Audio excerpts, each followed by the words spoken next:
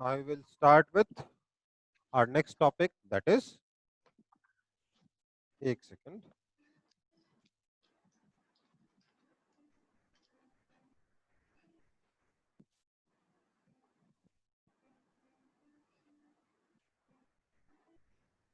Inductor.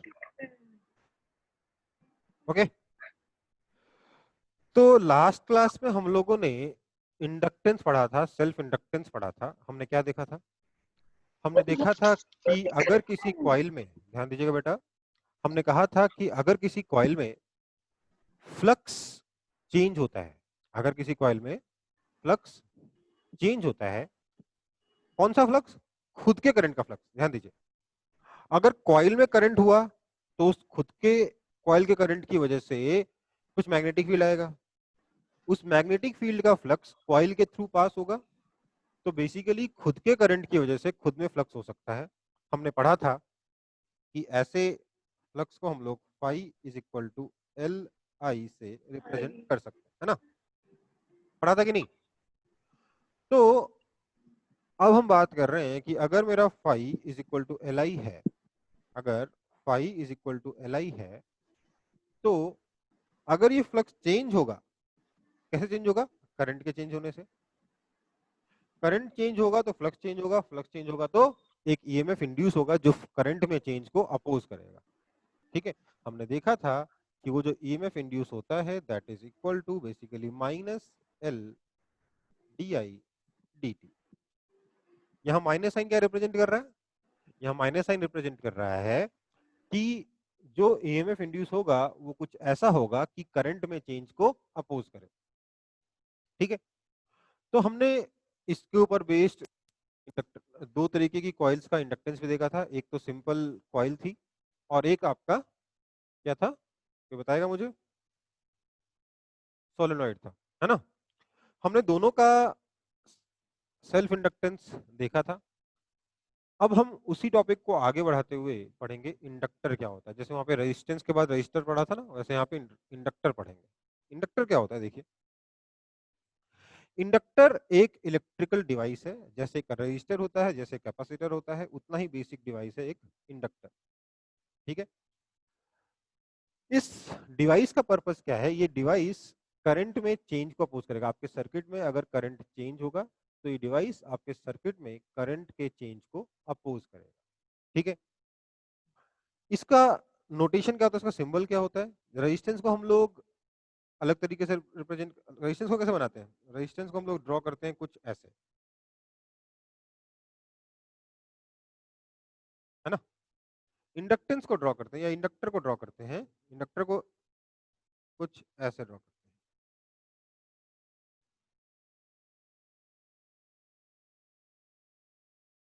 ठीक है. ये पॉइंट ए, ये पॉइंट बी, तो ए और बी के बीच में आपका इंडक्टर लगा हुआ है. इस इंडक्टर का इंडक्टेंस एल है. तो इसका मतलब क्या होगा?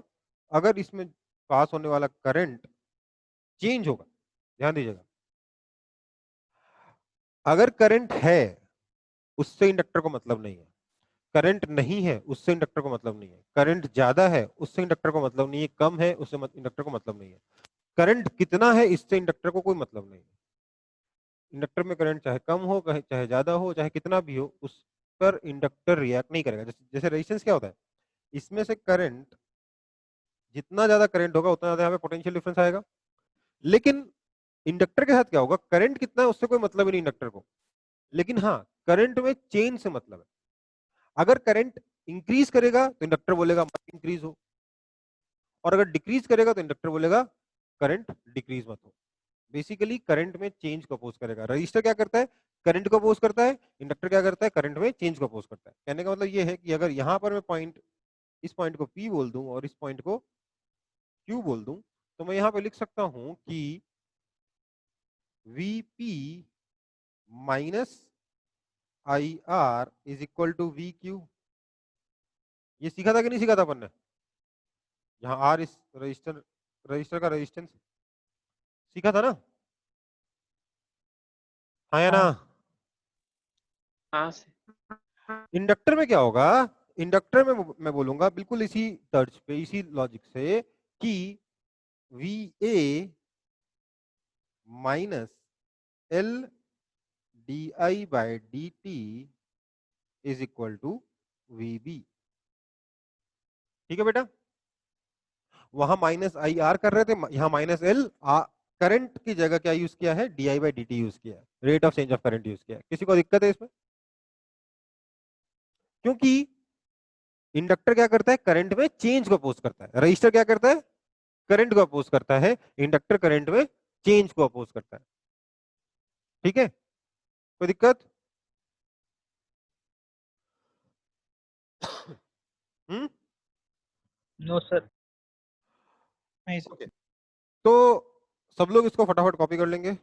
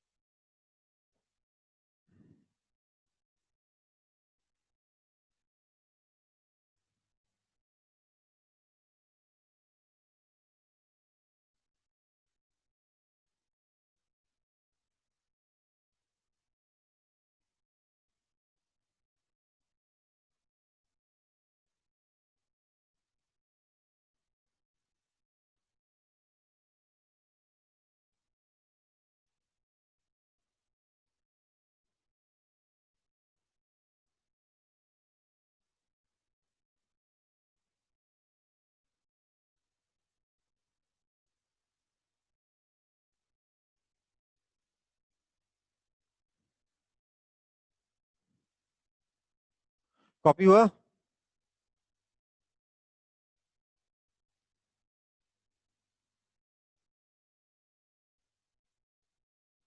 हाँ सर।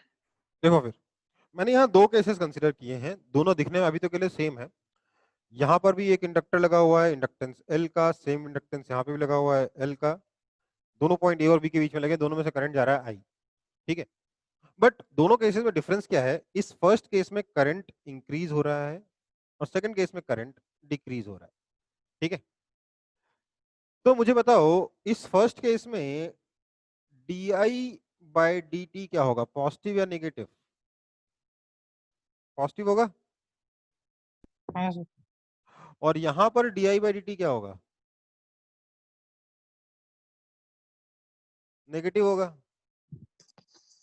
अब क्या हो रहा है, मैं बोल रहा हूं कि अगर करंट इंक्रीज होगा तो इंडक्टर क्या बोलेगा, करंट टू इंक्रीज मत हो, क्यों? क्योंकि इंडक्टर करंट में चेंज को अपोज करता है, राइट?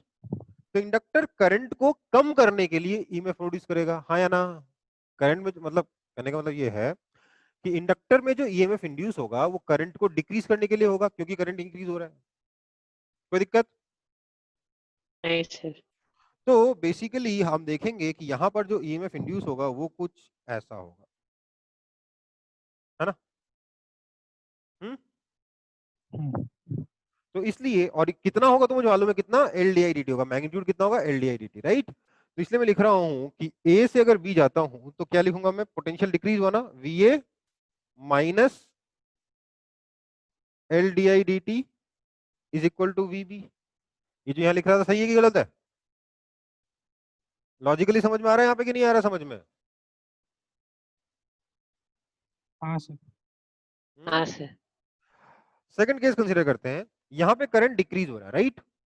तो इंडक्टर क्या करेगा, करंट को डिक्रीज होने से रोकने की कोशिश करेगा, मतलब करंट को इंक्रीज करने की कोशिश करेगा, मतलब इंडक्टर में जो इंड्यूस्ड ईएमएफ आएगा वो कुछ ऐसा आएगा, है ना? कोई दिक्कत? तो VA में कुछ ऐड होके VB बनेगा, हाँ या ना? हाँ यस सर। सर। तो VA में ऐड या सब्ट्रैक्ट कितना होता है, कितना होना है तो मुझे पता है कितना, LDI बाय DT। ठीक है, पर मुझे बताओ डी बाई डी टी यहाँ पर निगेटिव है कि पॉजिटिव है? निगेटिव है ना, तो मैं यहाँ पर अगर निगेटिव को ऐड कर देता हूं तो वीए से कम होके वीबी आएगा ना, इसलिए मुझे क्या करना पड़ेगा, वीए में से निगेटिव को सब्ट्रैक्ट करेंगे तो मुझे वीबी मिल जाएगा। लॉजिकली वेरीफाई हो रहा है कि नहीं हो रहा? वेरीफाई हो रहा है कि नहीं हो रहा? हाँ सर। बेसिकली माइनस ऑफ ये क्वांटिटी निगेटिव है, ये क्या हो गया, प्लस हो गया ना, कुछ वीए में कुछ ऐड हो गया वीबी होना, जो मैं पहले कह रहा था वही आया आंसर। हाँ या ना? हाँ सर। तो बेसिकली एक बहुत ही अच्छी चीज हुई हमें यहाँ, हमारे लिए यहाँ पे, कि हमें अब दिमाग नहीं लगाना पड़ेगा। जैसे हम करंट में दिमाग नहीं लगाते ना, करंट के साथ जाएंगे तो माइनस आई आर लिखते हैं, हाँ या ना? हाँ सर। वैसे ही अब हमें यहाँ पे भी दिमाग नहीं लगाना, करंट के साथ जाएंगे तो minus L D I D T लिखेंगे। करंट इंक्रीज हो रहा है डिक्रीज हो रहा है मुझे इससे मतलब नहीं है, करंट के डायरेक्शन में जाएंगे, पोटेंशियल में चेंज कितना आएगा, minus L D I by D T. कोई आपत्ति किसी को? No sir. तो इसको केस 1 केस 2 करके कॉपी कर लो, ठीक है ना?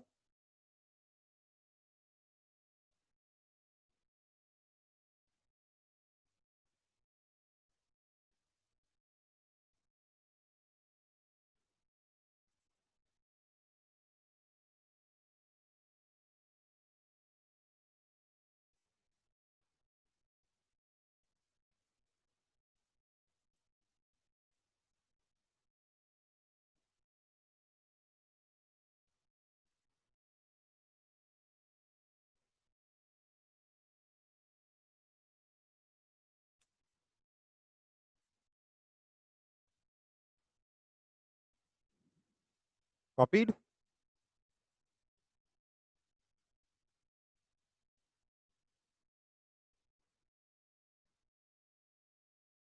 आगे बढ़ रहा हूं मैं।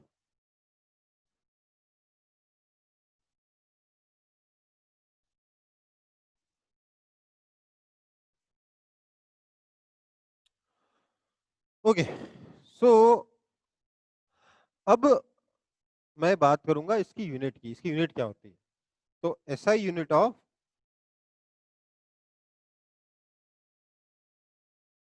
सेल्फ इंडक्टेंस क्या होगा?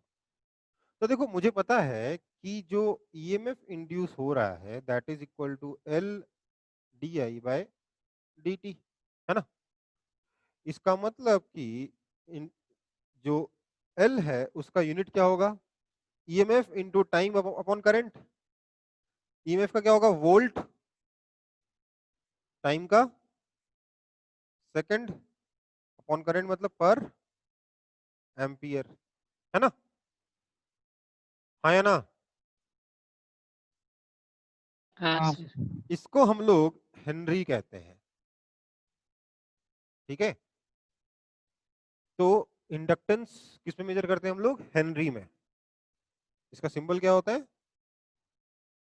Capital H.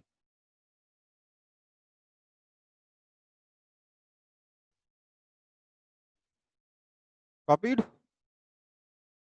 नेक्स्ट पे। Yes sir. तो एक एग्जांपल कर लेते हैं फटाफट।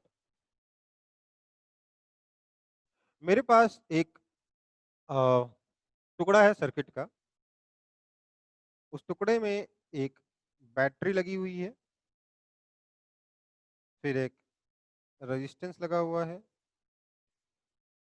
फिर एक कैपेसिटर लगा हुआ है, उसके बाद एक इंडक्टर लगा है, ठीक है? इस मान लेते हैं इसका जो बैटरी है ये 5 वोल्ट की है, ये इंडक्टर, ये रेजिस्टेंस लेट से 2 ओम का है, ये कैपेसिटेंस लेट से 2 माइक्रोफैरेड का है, इंडक्टर लेट से आपका 1 हेनरी का है, ठीक है? इसमें से करंट जा रहा है आई, और यहाँ पर चार्ज है क्यू, यहाँ पे ऑब्वियसली कितना आ जाएगा, माइनस क्यू। मैं वी ए और वी बी में रिलेशन निकालना चाहता हूं, if current is equal to 2 ampere Q is equal to 6 microcoulomb and current is decreasing at rate तो एक काम करो, करंट को 5 एम्पियर कर लो या 12 एम्पियर कर लो, ठीक है, at rate 3 ampere per second. कोई दिक्कत इसमें? क्वेश्चन समझ में आ रहा है सबको? VA और VB के बीच में रिलेशन निकालना है। फाइंड रिलेशन बिटवीन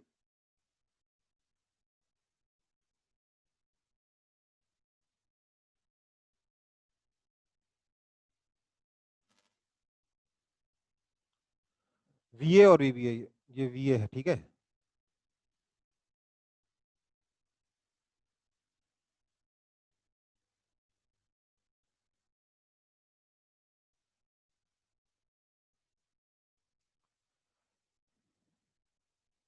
सॉल्व हो जाएगा। क्या करेंगे देखिए, मैं लिखूंगा यहां से, यहीं से शुरू करता हूं, करंट के साथ जाऊंगा। तो VA आगे गए, बैटरी को पॉजिटिव टर्मिनल से नेगेटिव टर्मिनल की तरफ पार किए तो -5, करंट के साथ गए तो -IR, आई कितना है 12 इंटू 2 तो -24, इस कैपेसिटर को पार किए पॉजिटिव प्लेट से नेगेटिव प्लेट की तरफ तो -Q/C -6 माइक्रोकूलम अपॉन 2 माइक्रोफैरेड, मतलब कि 3 वोल्ट,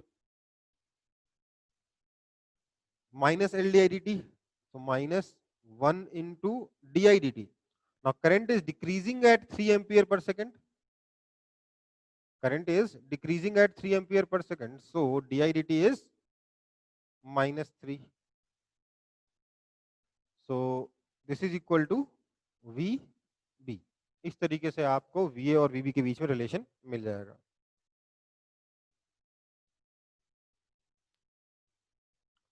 समझ में आया कि नहीं?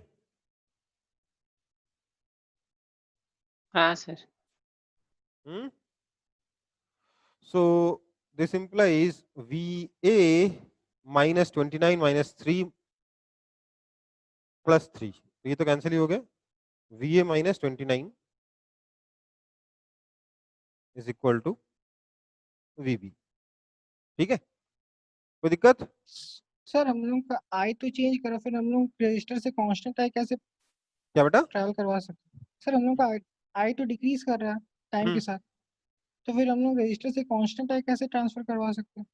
देखो बेटा, ये इंस्टेंटेनियस रिलेशन है, ठीक है, थोड़ी देर बाद चेंज हो जाएगा।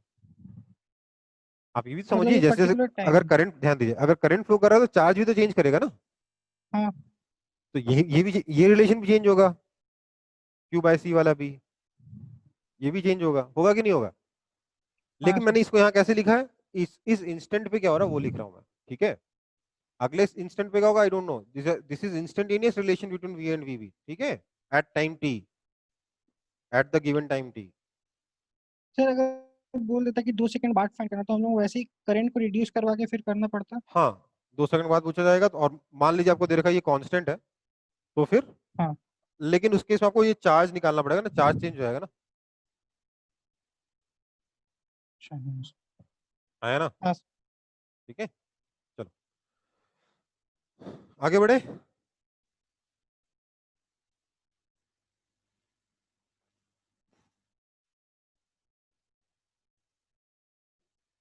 नेक्स्ट पेज खोल रहा हूं मैं। Okay, so let's move on to our next part, that is energy stored in an inductor। energy stored in inductor. एक इंडक्टर में कितनी एनर्जी स्टोर होती है, ठीक है। देखिए बहुत मुश्किल नहीं है, सिंपल सा बात है। मैं पहले फॉर्मूला बता दे रहा हूं। U होता है ½ LI²। जो पोटेंशियल एनर्जी इंडक्टर में स्टोर होती है, अगर इंडक्टर में से करंट आई जा रहा है तो पोटेंशियल एनर्जी जो इंडक्टर में स्टोर होती है that is half L I square. कोई आपत्ति? आपत्ति तो मतलब समझाया नहीं अभी तक, तो आपत्ति आपत्ति होगी, पर ये आपको याद रखना है। वेदर आपको डेरिवेशन याद हो ना हो, ये तो याद रखना ही रखना है। डेरिवेशन भी ध्यान रखना है, डेरिवेशन आपको खुद से करने की क्षमता आप में होनी चाहिए, पर ये फॉर्मूला तो कम से कम याद रखना ही है। क्या कह रहा है देखिए, मान लेते हैं ये हमारे पास एक इंडक्टर है, इंडक्टेंस एल का, ठीक है। इसमें अभी कोई करंट नहीं है, अभी इसमें कोई करंट फ्लो नहीं कर रहा है। तो मैंने सबसे पहले लिखा, अगर करंट नहीं है तो कोई मैग्नेटिक फील्ड ही नहीं है ना। अगर करंट नहीं है तो कोई मैग्नेटिक फील्ड भी नहीं है, और अगर कोई मैग्नेटिक फील्ड नहीं है कोई एनर्जी भी नहीं है। तो हमने बोला कि if current I equals to 0, we are taking the potential energy at this time as 0. The energy stored in the inductor when current is 0 is taken to be 0. ठीक है। अब लिखेंगे कि लेट्स से हम धीरे धीरे इसमें करंट इंक्रीज करते हैं, ठीक है। तो लेट्स से इसमें करंट एट टाइम t हमने मान लिया कि इसमें जो करंट जा रहा है वो I है, ठीक है।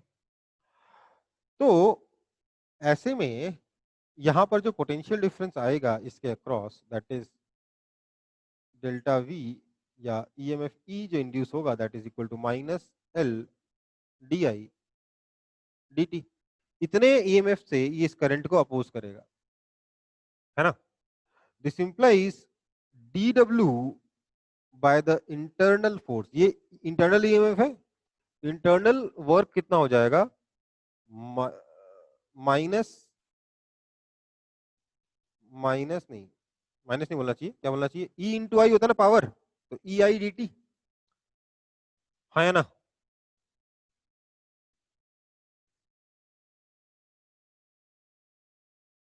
हाँ या ना। अरे यार बैटरी कितना पावर सप्लाई करती है, ई इंटू आई, तो ये कितना पावर कितना रजिस्ट कर रहा है पावर को, ई इंटू आई, इसका खुद का ईएमएफ इंटू आई। तो ई आई डी टी आपका डी डब्ल्यू इंटरनल है, ठीक है। दिस इंप्लाइज कि D W internal is equal to E minus L D I D T, so minus L into I into D I, क्योंकि D T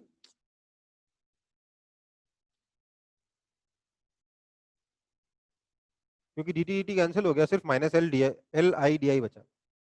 अब D W internal क्या होगा, minus D you होगा,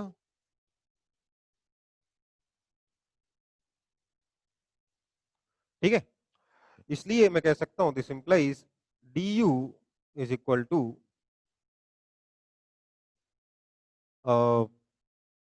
L into I D I, दोनों तरफ integrate कर देंगे, आई is equal to 0 पे पोटेंशियल एनर्जी 0 थी, करंट आई पर मुझे पोटेंशियल एनर्जी निकालनी है, तो मुझे क्लियरली मिल जाएगा U is equal to half L I square, ठीक है बेटा। ये डेरिवेशन है इसका, बहुत डिफिकल्ट डेरिवेशन नहीं है, सिंपली आपको डी डब्ल्यू इंटरनल का यूज करके लिखना है, minus D U is equal to D W internal, ठीक है। कॉपी कर लेंगे इसको सब लोग।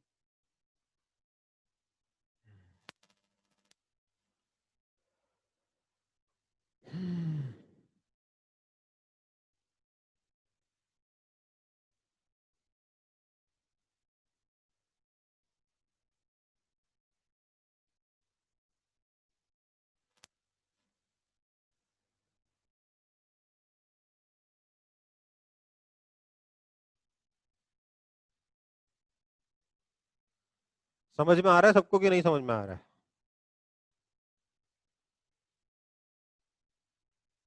हाँ सर। हाँ सर। ओके बेटा, कॉपी कर लिया है?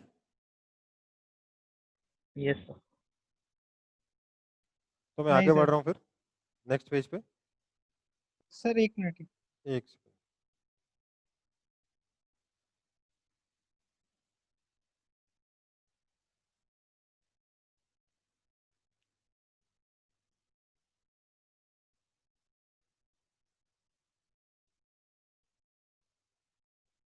हाँ सर होगी।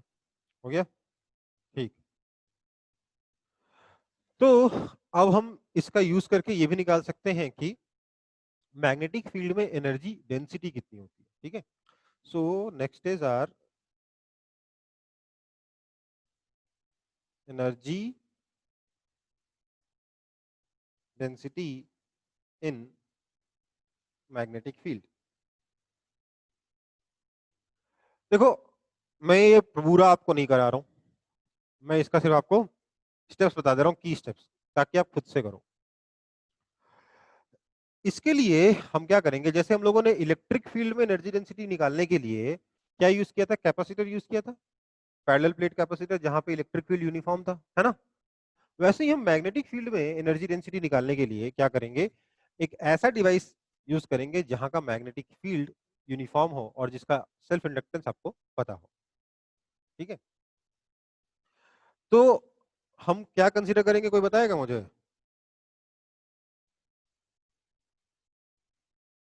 Consider an inductor of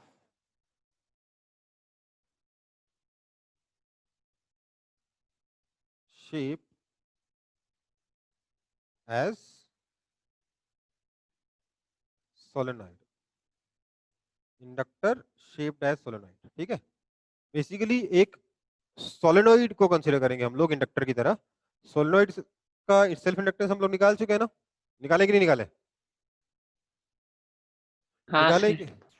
let's say solenoid का सेल्फ इंडक्टेंस आपका एल था, फॉर्मूला मुझे याद नहीं है क्या था, आपको याद है? नहीं याद हाँ है ना? सर। नहीं याद है ना, बता दे रहा हूँ। एल का था mu naught N square pi R square L, यही था ना? देख लो, चेक कर लो, लास्ट क्लास में तो कराया था, यही था। हाँ सर। अगर स्मॉल एन की जगह कैपिटल एन यूज करोगे तो क्या जाएगा, capital N square upon into L की जगह अपॉन एल आ जाएगा, है ना। ओके, तो ये आपका सेल्फ इंडक्टेंस था। फिर हम लोग बोलेंगे जब इसमें करंट जा रहा है आई, तो मैग्नेटिक फील्ड कितना हो जाएगा, म्यू नॉट एन आई, है ना। हाँ सर। तो आपका जो पोटेंशियल एनर्जी स्टोर हो जाएगा that is equal to half L I square, है ना, हाफ एल आई स्क्वायर हो जाएगा। तो आपका potential energy per unit volume हो जाएगा half L I square by volume. Volume कितना होगा, पाई आर स्क्वायर एल, है ना, यही होगा ना। हाँ सर। अब ये देखो, ये पाई आर स्क्वायर एल है कि नहीं है? So L upon pi R square is mu naught N square, that is equal to 1/2 mu naught N square I square, हाँ या ना। हाँ sir. That is equal to, अब mu naught N I B होता है, यहाँ क्या mu naught N आई का पूरे का स्क्वायर है, उसमें म्यू नॉट कम है ना, तो इसको मैं क्या लिख सकता हूँ, 1/2 times B square by mu naught, बोल सकता हूँ कि नहीं बोल सकता हूँ? देयरफॉर मेरे पास फॉर्मूला बन गया, potential energy per unit volume is equal to B square by 2 mu naught. This is the energy density in magnetic field. वहां पे क्या था, half epsilon naught E square, यहाँ पे कितना है, half B square by mu naught, या B square by 2 mu naught. आ रहा है कि नहीं आ रहा? हाँ सर। Actually yes sir. सारी जो मेहनत है ना, वो यही डिराइव करने में, उसके बाद का तो कुछ दिक्कत ही नहीं है। और अब ये भी याद रखना आसान है, mu naught N square into volume is L, हाँ या ना। Yes sir.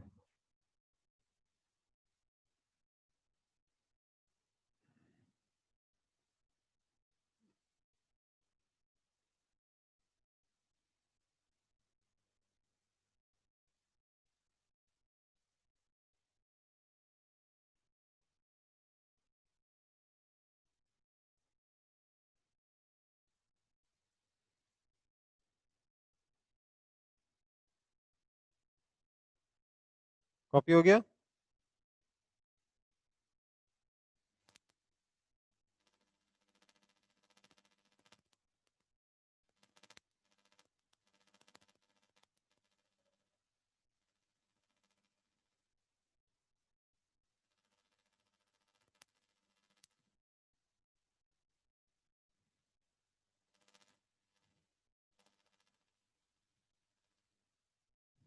Yes sir. Okay, next page पे जा रहा हूं मैं। अगला हमारा टॉपिक है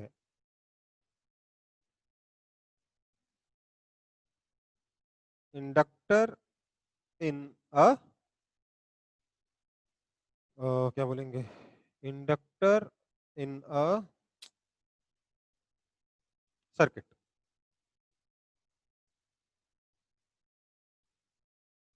सबसे पहले एकदम सिंपल सा सर्किट लेंगे जिसमें सिर्फ एक इंडक्टर है और एक बैटरी है और कुछ नहीं है। ठीक है, हम लोगों ने जब रजिस्टर पढ़ा था सबसे पहले क्लास 10th में, तो क्या देखा था, उसको सिंपली एक बैटरी से कनेक्ट करके देखा था। जब हमने कैपेसिटर पढ़ा पहली बार तो हमने सिंपली उसको एक बैटरी से कनेक्ट करके देखा। अब हम इंडक्टर पढ़ रहे हैं पहली बार, तो उसको सबसे पहले एक बैटरी से कनेक्ट करके देखेंगे। ठीक है, तो मेरे पास ये एक बैटरी है, ये की है, ये आपका इंडक्टर यहाँ पे ऐसे लगा हुआ है। ठीक है, इसका ई मैं ई बोल देता हूँ, इसका सेल्फ इंडक्टेंस एल बोल देता हूँ। ये की अपनी के है जिसको मैंने क्लोज किया है कब, टी इज इक्वल टू 0 पर।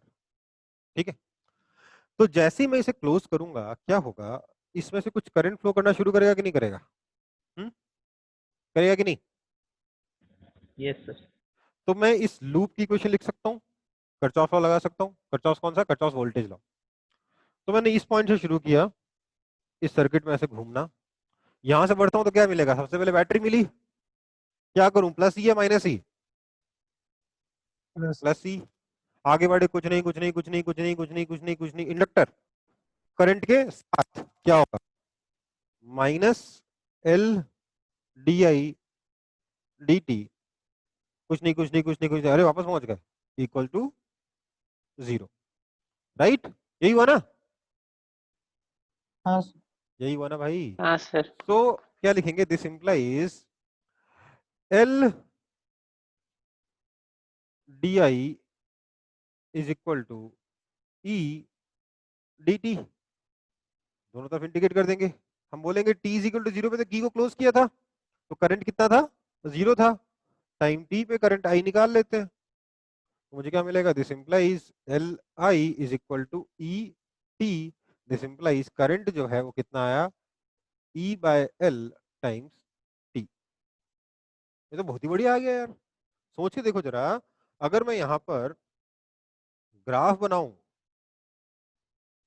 आपके करंट और हाँ, करंट और टाइम के बीच में, तो ग्राफ कैसा दिखेगा देखिए।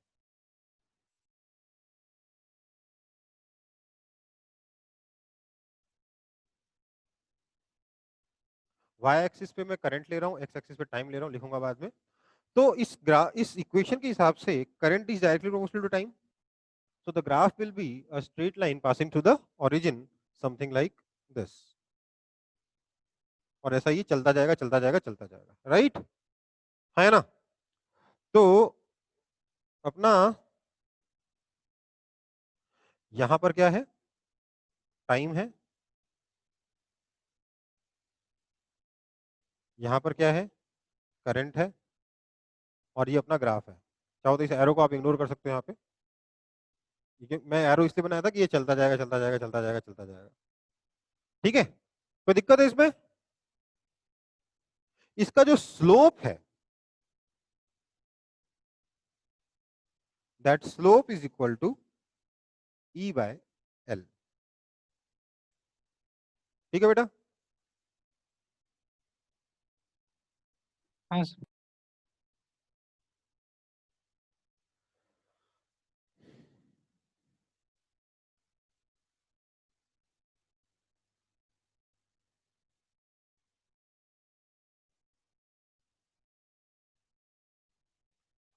आगे बढ़े।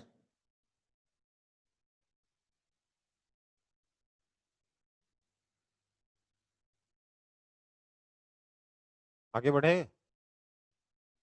हाँ सर। ओके, सो नेक्स्ट अब हम देखेंगे कि इंडक्टर के कॉम्बिनेशन कैसे होंगे। सीरीज कॉम्बिनेशन में इंडक्टर कैसे बिहेव करेगा, पैरेलल कॉम्बिनेशन में इंडक्टर कैसे बिहेव करेगा। तो टॉपिक क्या है हमारा,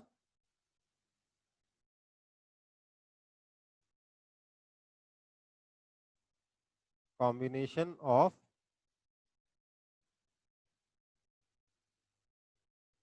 इंडक्टर्स, इंडक्टर्स का के कॉम्बिनेशन।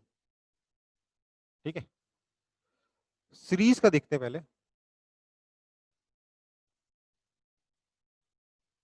अगर मैं दो इंडक्टर्स को सीरीज में लगा दूं तो क्या होगा। देखिए, ये लेट से मेरा एक इंडक्टर है, उसके बाद मैंने ये एक और इंडक्टर सीरीज में लगा दिया है।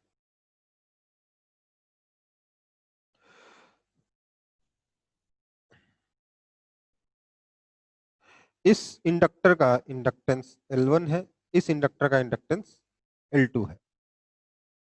ठीक है, यहां से करंट जा रहा है I। तो मुझे बताओ, जो करंट L1 में से पास होगा क्या वही करंट L2 में जाएगा कि नहीं जाएगा।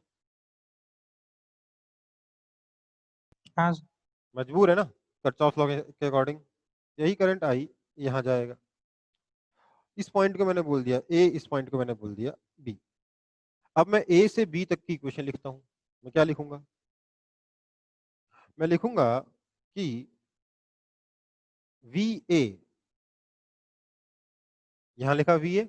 आगे बढ़ते हैं, इंडक्टर L1 से गए करंट I के साथ तो क्या हो जाएगा, minus L1 DI by DT। यहां पहुंच गए और आगे बढ़ेंगे, L2 से गए करंट I के साथ गए तो minus L2 DI by DT is equal to VB। यही लिखूंगा ना इक्वेशन की, कुछ और लिखूंगा, बता दो। यही सर। सही है ना एकदम। सो मुझे मिलेगा this implies VA minus L1 plus L2 times DI by DT equals to VB। तो अगर हम नॉर्मल एक सिंगल इंडक्टर से इसको कंपेयर करें तो क्लियरली L इफेक्टिव कितना है, L1 प्लस L2 है कि नहीं है। तो हमारे पास क्या रिजल्ट बना, L effective is equal to L1 plus L2। So जो रिजल्ट आ रहा है that is similar to resistance. कोई दिक्कत है इसमें किसी को। हम्म, नहीं सर। नहीं सर। ओके, कॉपी कर लेंगे इसको।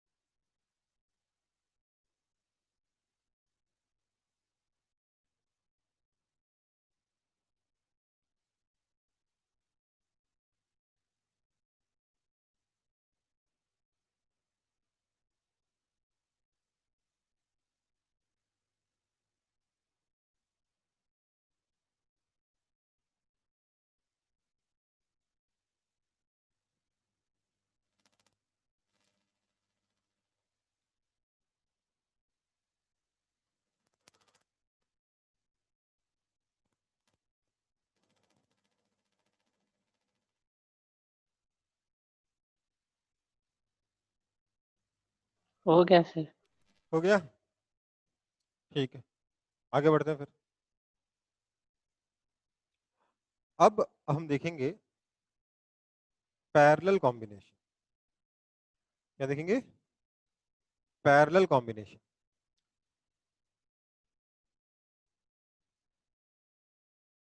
अगर हमारे इंडक्टर्स पैरेलल में लगे हैं तो वो कैसे बिहेव करेंगे, ये हमें समझना है।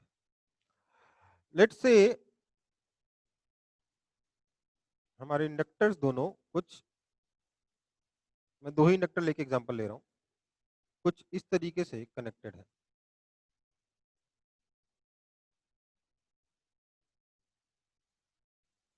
ठीक है, ये इंडक्टर L1 है, ये इंडक्टर L2 है। क्या हुआ है, इस पॉइंट A से B की तरफ करंट गया है I। ठीक है, करंट गया है I पॉइंट A से B की तरफ। यहां से करंट गया लेट्स से I, तो यहां से ऑब्वियसली करंट कितना आएगा? I आएगा। क्या होगा, ये जो करंट I यहाँ आ रहा था, ये दो पार्ट्स में डिवाइड हो जाएगा। यहाँ पर इधर चला जाएगा I1, इधर चला जाएगा I2। तो L1 में से करंट जा रहा है I1, L2 में से करंट जा रहा है I2। लेकिन क्योंकि दोनों इंडक्टर्स पैरेलल में हैं, दोनों के क्रॉस पोटेंशियल डिफरेंस रहेगा सेम, है ना? हाँ है सर। ना? हाँ सर। तो मैं यहाँ शुरुआत करूंगा EMF E से, क्योंकि जो चीज सेम है उसी को अज्यूम करके काम करता हूँ ना शुरुआत से ही। बेसिकली हम अचीव क्या करना चाह रहे हैं? हम अचीव करना चाह रहे हैं कि व्हाट विल हैपन, मतलब हम इक्विवेलेंट इंडक्टेंस निकालना चाह रहे हैं। मतलब क्या है इसका? मतलब ये है कि हम चाहते हैं इस पॉइंट A और पॉइंट B के बीच में अगर मैं सिर्फ एक इंडक्टर लगाऊं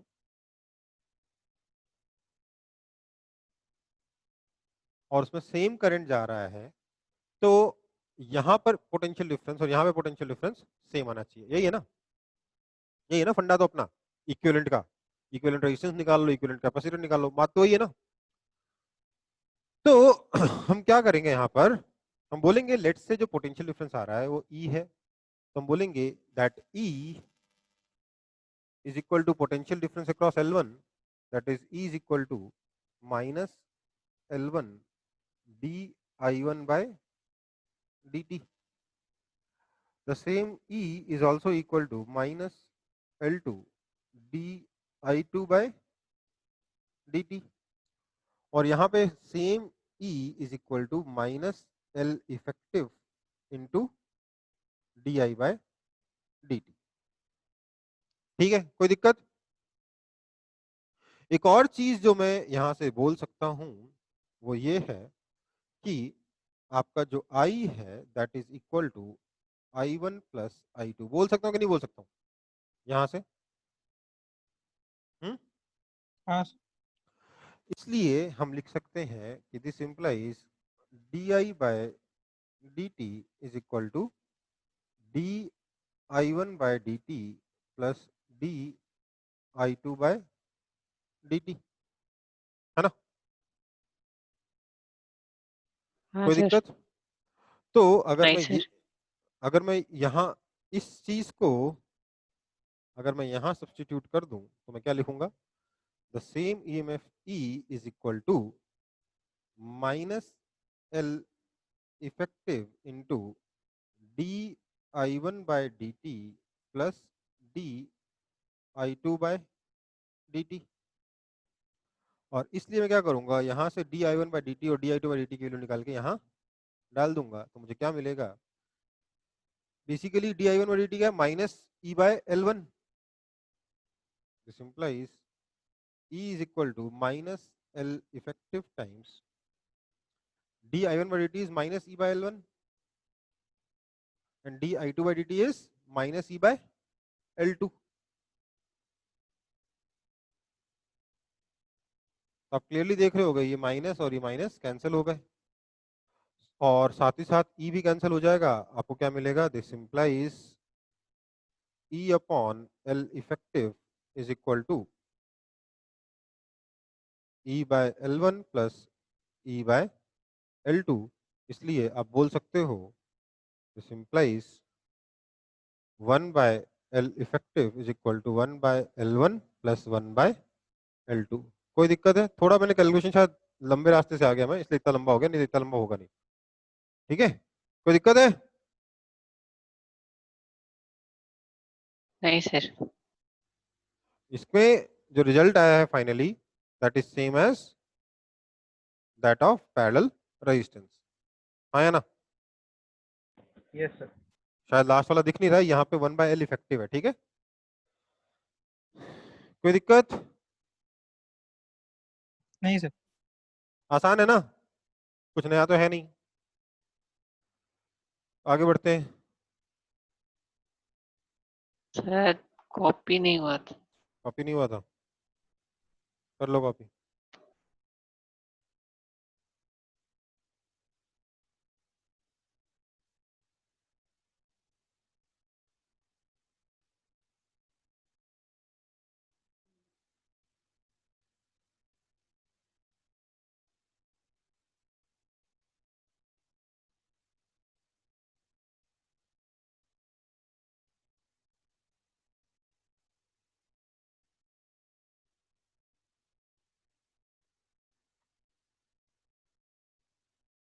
हो गया सर। हो गया पक्का? हाँ सर। ठीक है, फिर आगे बढ़ रहा हूँ।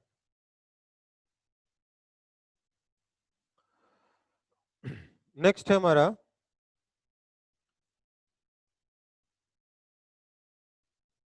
Series LR circuit. अगर इंडक्टर और रेजिस्टेंस सीरीज में लगा दिए जाएं तो क्या होगा? हमने कैपेसिटर में पढ़ा था ना, कैपेसिटर और रेजिस्टेंस सीरीज में लगा देंगे तो क्या होगा? तो इसमें हम पहला केस पढ़ेंगे, सबसे पहले पढ़ेंगे करंट ग्रोथ सर्किट।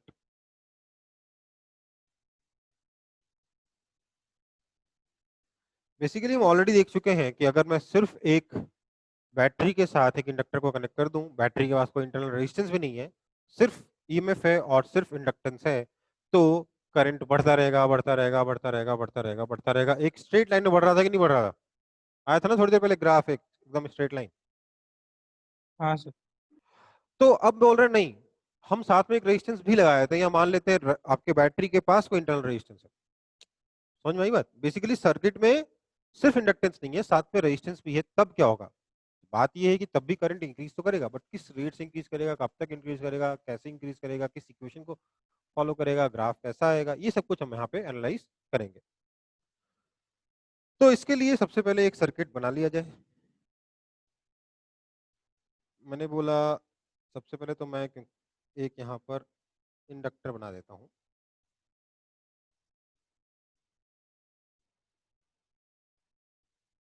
फिर मैं यहाँ पर एक रेजिस्टेंस बना देता हूँ। फिर मैं यहाँ पर एक की बना देता हूँ। और अंत में एक बैटरी रेट से मैं ऐसे लगा देता हूँ। ईएमएफ ई का बोल लो या वोल्टेज वी का बोल लो। आप ये रेजिस्टेंस इधर भी बना सकते थे, बैटरी के बगल में बना सकते थे, अगर वो इंटरनल रेजिस्टेंस होता तो कोई फर्क नहीं पड़ता, बैटरी इधर है कि इंडक्टर इधर है। ठीक है, तो लेट्स से इसका ईएमएफ ई है, इसका सेल्फ इंडक्टेंस एल है, इसका रेजिस्टेंस आर है और इस की का नाम के है। हमने क्या किया, हमने इस की को क्लोज किया एट टी इक्वल्स टू 0, मतलब जब हमने स्विच ऑन किया उस टाइम को हम टी इज इक्वल टू 0 मान रहे हैं। हमें बताना है कि इसके बाद करंट हमारे सर्किट में कैसे वैरी करेगा विथ टाइम। ठीक है, तो मैंने बोला let's say at T, let's say at time T, let's say यहां पे करंट जा रहा है आई। ये हमने एज्यूम कर लिया कि टाइम टी पे करंट यहां पर आई जा रहा है। लेट्स से अगर टाइम टी पे यहां करंट आई जाएगा तो क्या होगा? तो मैं इस टाइम टी पर इस लूप की इक्वेशन लिखूंगा। ठीक है, लूप की इक्वेशन में क्या क्या लिखेंगे हम? लूप की इक्वेशन में हम लिखेंगे, यहां से शुरू कर रहा हूं मैं, बैटरी के नेगेटिव टर्मिनल से जनरली शुरू करने की मेरी आदत है, तो मैं यहां से आगे बढ़ता हूं, प्लस ई, आगे बढ़े करंट के साथ इंडक्टर पार किए, minus L D I D T, current के साथ रेजिस्टेंस पार किए क्योंकि करंट तो ऐसे जा रहा है ना, करंट के साथ रेजिस्टेंस पार की तो माइनस आई आर, यहाँ कुछ नहीं वापस पहुंच गए, so this is equal to 0। ये आपकी इक्वेशन बनी, है ना। इस इक्वेशन में अगर किसी को कोई डाउट हो तो मुझे बता दो। ये इक्वेशन सबको क्लियर है?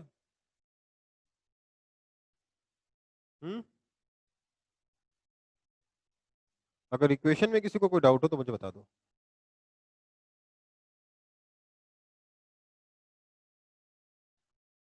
कोई डाउट नहीं है? Okay, so this will mean that E minus IR is equal to L di dt.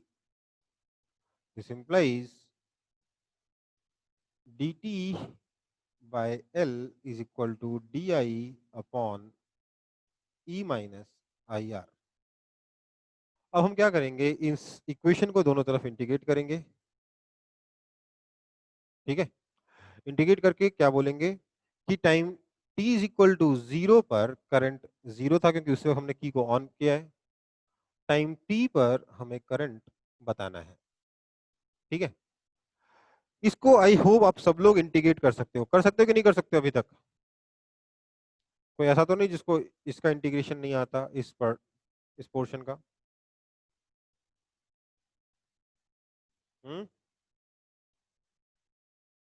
कर सकते हो ना ये वाला पोर्शन इंटीग्रेट, कि नहीं कर हाँ सकते? सर। हाँ सर। पक्का? तो मैं डायरेक्ट आंसर पे पहुंच जाऊं या इंटीग्रेट करके दिखाऊं?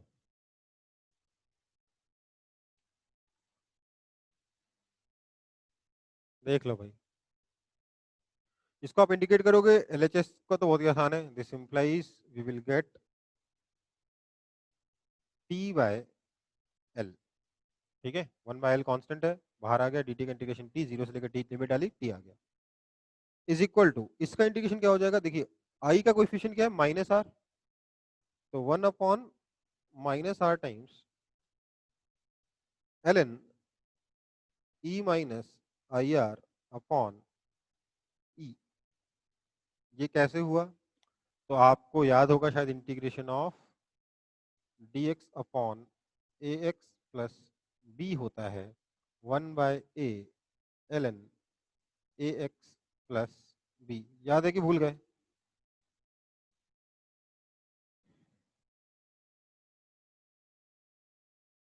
हम्म,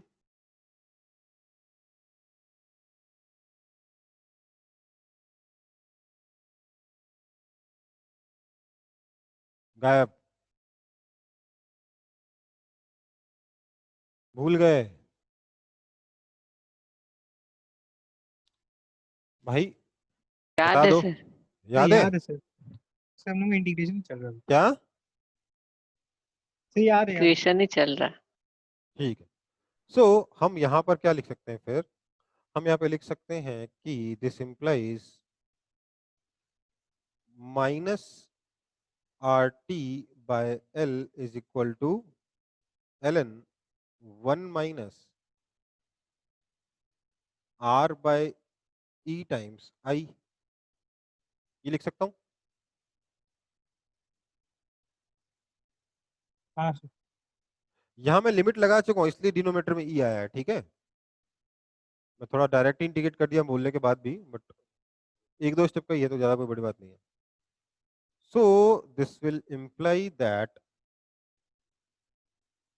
मैं इसका डायरेक्ट थोड़ा मैनिपुलेट करके डायरेक्ट आंसर लिख दे रहा हूँ, I is equal to E by R into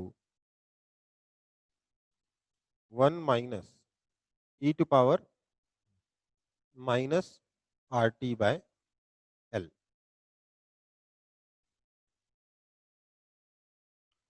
ठीक है बेटा?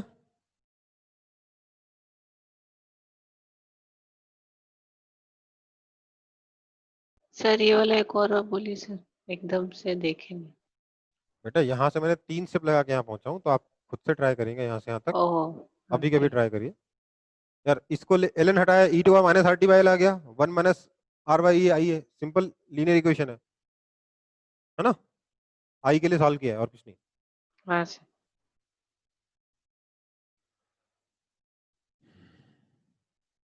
कॉपी हो गया?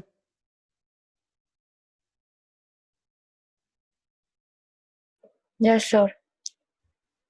ओके, तो मैं आगे बढ़ रहा हूं फिर। हमारे पास करंट की इक्वेशन क्या आई? हमारे पास करंट की इक्वेशन आई कि I equals to E by R into 1 minus E to power minus R T by L, है ना?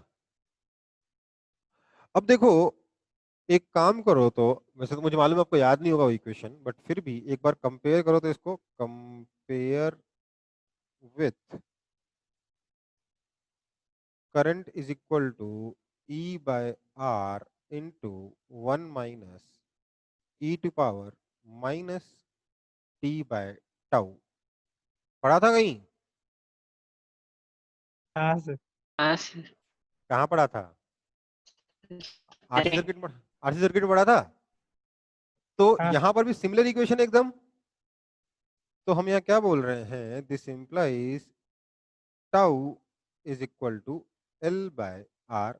ये हो गया यहाँ पे क्या? रिलैक्सेशन टाइम, है ना? हाँ सर। अबे नालायक, रिलैक्सेशन टाइम नहीं है, ये टाइम कांस्टेंट सर है। रिलैक्शन। हाँ। रिलैक्सेशन टाइम का भी सिंबल यही होता था, लेकिन टाउ ही होता था, लेकिन मीनिंग कुछ और होता था। याद है कि भूल गए? इट वाज भूल गए। एवरेज टाइम सर याद बिटवीन है। Two collision suffered by the electron, है ना?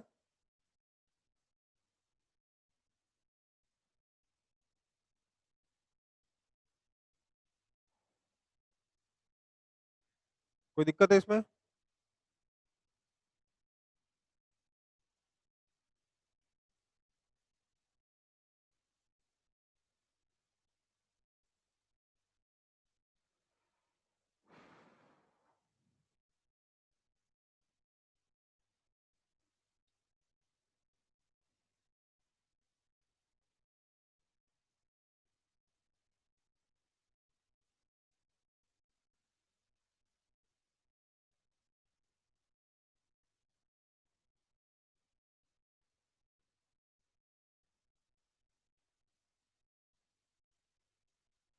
तो यहां पर भी मैं अगर करंट और टाइम के बीच में ग्राफ बनाऊंगा तो ग्राफ कैसा दिखेगा, एक बार समझते हैं।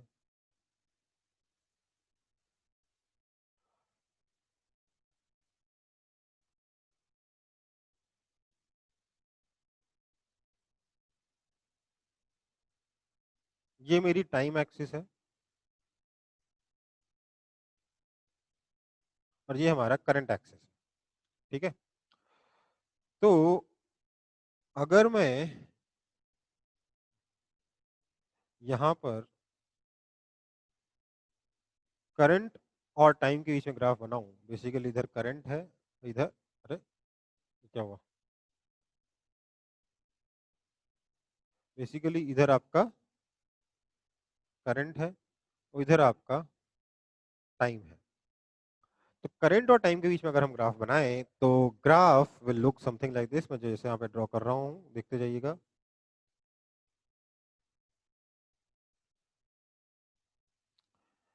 ये है आपका E बाय आर और आपका ग्राफ जो है it will look something like this, ठीक है?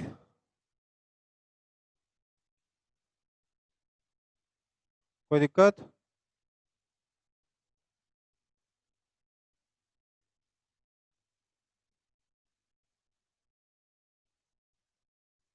नहीं सर।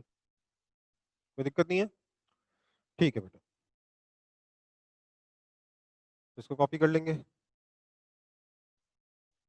आपको बोला था ना, ये ग्राफ पीछा नहीं छोड़ेगा, बार बार बार बार आता रहेगा अलग अलग जगहों पे।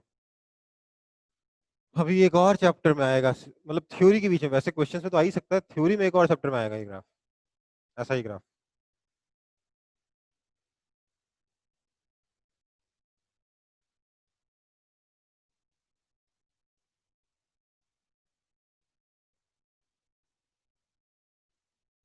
अच्छा, ये एल बाय आर क्या है? ये टाइम कॉन्स्टेंट, इसका मतलब क्या है? ये वो टाइम जिसमें 63.2% प्रोसेस इज कंप्लीट, है ना। मतलब ये कि यहां पर करंट कितना है, ई बाय आर को मैं आई नॉट बोल देता हूं, ठीक है। तो मैं कह रहा हूं सिर्फ इतनी सी बात कि फिर मैं ये बोल पाऊंगा कि जब टाइम की वैल्यू टाउ के बराबर होगी उस वक्त जो करंट होगा वो 63.2% ऑफ दिस टोटल करंट हो जाएगा। तो मतलब 0.632 टाइम्स आई नॉट यहाँ पे करंट आपको मिलेगा टाइम टाउ पर। कोई दिक्कत?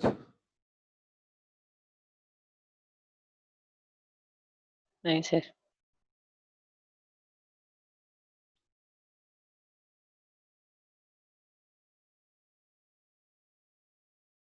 कॉपी हो गया?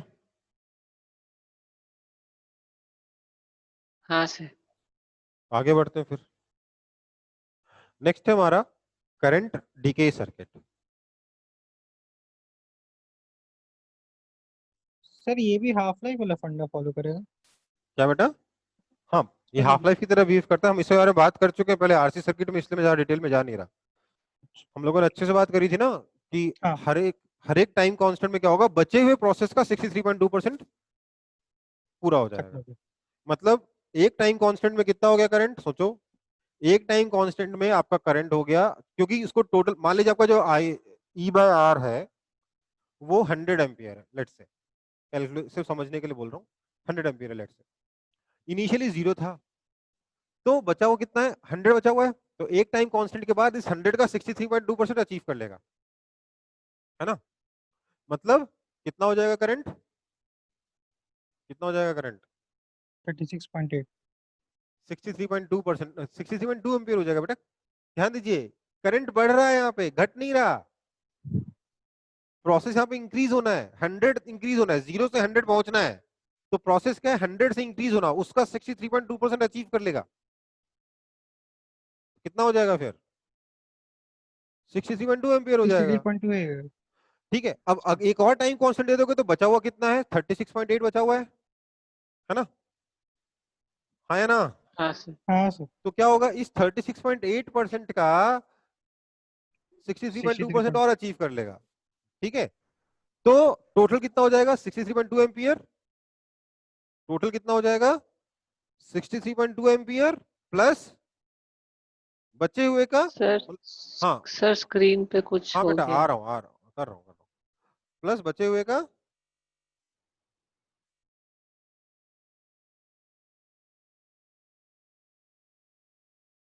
अरे यार बैटरी पूरी खत्म हो गई। एक सेकंड बेटा।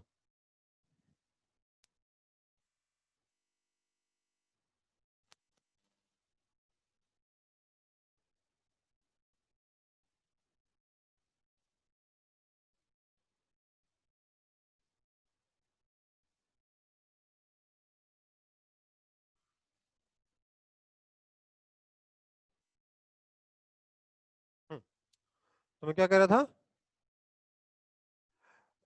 मैं कह रहा था एक सिंपल सी बात कि आपका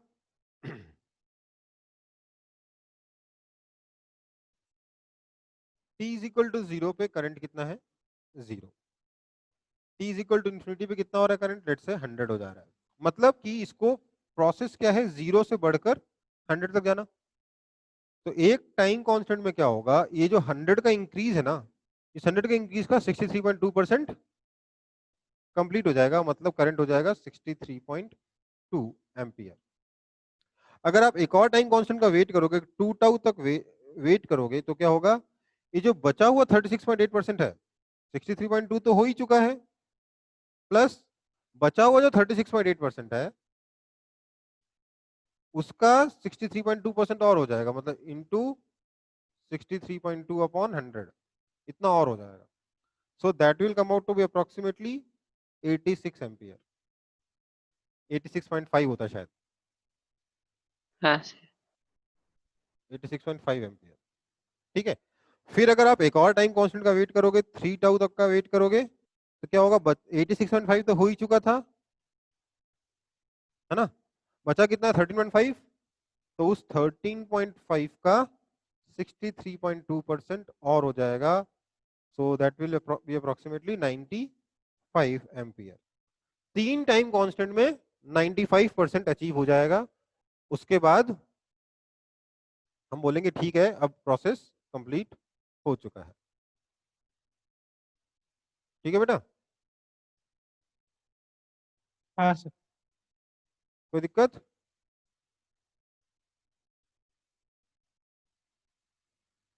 नहीं सर। ओके, तो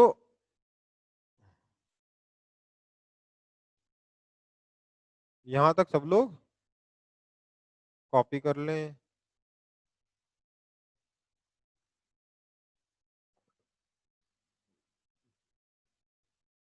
इसको क्या कॉपी? ये तो मैं समझा रहा था ना। ठीक है, चलो फिर। तो करंट डिके में क्या होगा? अच्छा, एक चीज और मान लेते हैं कि टोटल तो 100 ही होना था, पर t इज इक्वल टू 0 पर ऑलरेडी 20 था।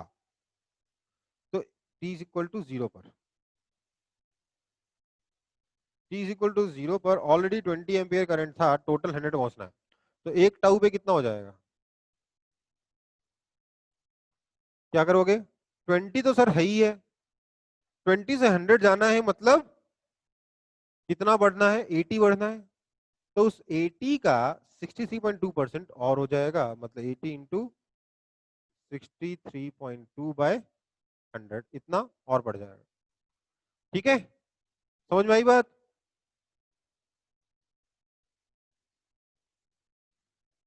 हाँ सर। ओके, हाँ सर। तो अब हम करंट डीके सर्किट के बारे में बात करेंगे। नए पेज पे चल लेते हैं। करंट डीके,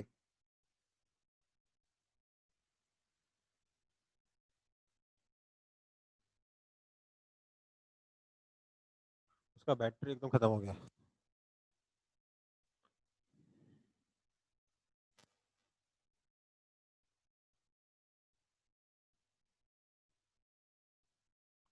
तो करंट डीके सर्किट में क्या होगा? देखिए,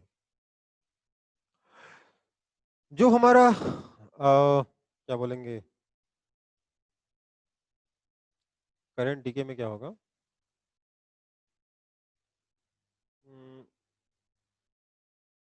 हमारा सर्किट कुछ ऐसा होगा। देखिए, ये हमारे पास एक इंडक्टर है, यहाँ पर एक रेजिस्टेंस है, और क्योंकि यहाँ पे एक बैटरी लगी हुई थी, इसकी वजह से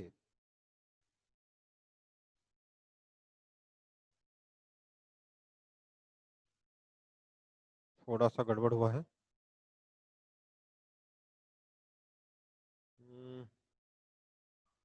चलो ऐसा बनाएंगे, यहाँ पर एक बैटरी है और एक प्लेन वायर भी है। ठीक है, एक की जो है वो ऐसे कनेक्टेड है, और t इज इक्वल टू 0 पे हमने क्या किया है? इसको कनेक्शन ऐसा स्विच कर दिया, है ना? मतलब बैटरी को हमने सर्किट के बाहर कर दिया। बहुत देर तक बैटरी कनेक्टेड थी, उसके बाद हमने कनेक्शन स्विच कर दिया, बैटरी को हमने सर्किट के बाहर कर दिया। हमें बताना है कि करंट कैसे वेरी करेगा। ठीक है, समझ में आई बात? हाँ, है ना?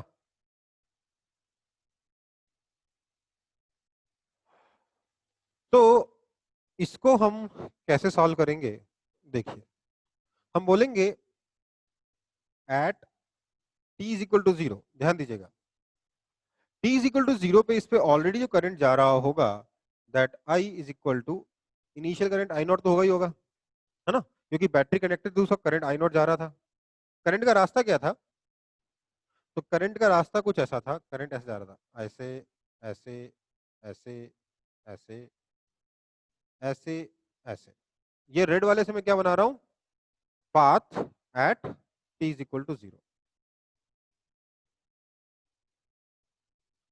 लेकिन हमने अगर जैसे ही इसको इस कनेक्शन को चेंज किया, ये जो की था इसको यहाँ की बजाय यहाँ कनेक्ट कर दिया फटाक से, तो क्या होगा, कनेक्शन चेंज करते ही बैटरी तो हो जाएगा सर्किट के बाहर, तो आपका जो करंट हो जाएगा एट टी, उसका रास्ता हो जाएगा कुछ ऐसा ब्लैक वाला, ये इधर से गया, इधर गया, इधर गया, इधर गया, और नीचे रास्ता ही नहीं क्योंकि बैटरी कनेक्टेड ही नहीं है, करंट ऐसे आके चला जाएगा। कुछ समझ में आ रहा है कि नहीं समझ में आ रहा है? हाँ सर। पक्का?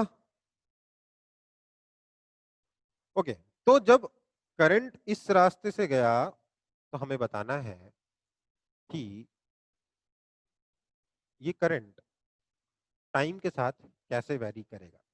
ठीक है, तो मैंने बोल दिया लेट्स से आपका टाइम टी पर करंट आई है, टाइम टी पे t इक्वल टू 0 पे करंट कितना था, आई नॉट था, टाइम टी पे करंट आई है। तो क्या मैं इस टाइम टी के लिए इस लूप की इक्वेशन लिख सकता हूं कि नहीं लिख सकता? बिल्कुल लिख सकता हूं। यहां शुरू करता हूं, minus I R, resistance R है, इंडक्टेंस एल है, माइनस आई आर, आगे गए तो करंट के साथ जा रहे हैं, minus L D I by D T, वापस अपनी जगह पे आ गए, और कुछ भी नहीं है, दिस इज इक्वल टू 0। ठीक है, this implies R by L D T is equal to D I by I, है ना?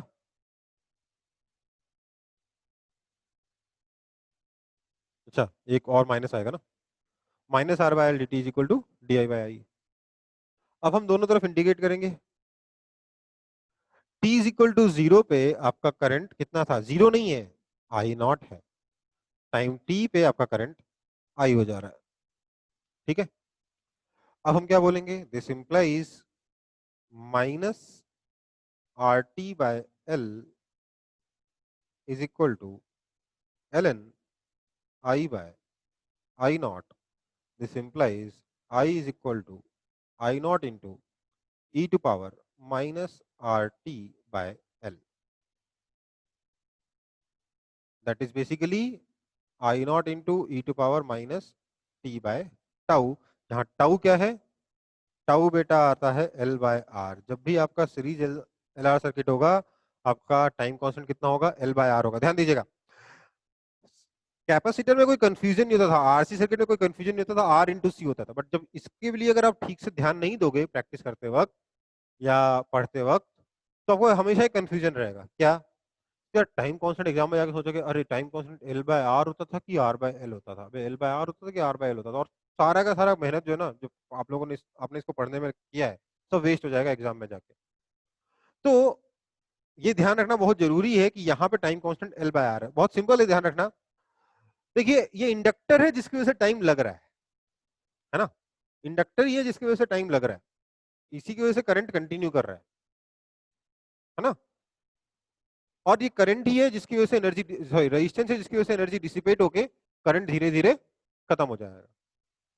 क्या है, इंडक्टर में से करंट जा रहा है तो इंडक्टर के पास एनर्जी स्टोर्ड है, वो करंट धीरे धीरे, सॉरी जब वो करंट रेजिस्टेंस से पास होगा तो एनर्जी डिसिपेट होगी, तो बेसिकली इंडक्टर का एनर्जी रेजिस्टेंस में डिसिपेट हो रहा है।